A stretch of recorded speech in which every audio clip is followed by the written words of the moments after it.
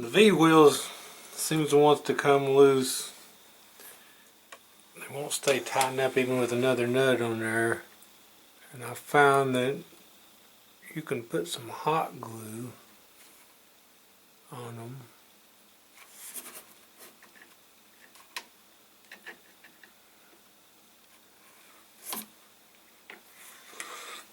And it'll keep it from turning.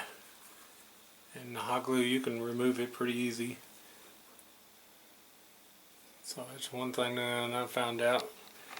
Also, you know, the X-axis has got the gap in between, and it does give it a little vibration. I put some bolts in between and the screws to hold it together and stiffen it up. I've seen some other people done the same thing on the forum. It does help out. You know, like I said, overall, I like the machine. It's a good machine that you can learn the basics of CNC and you know, move your way on up.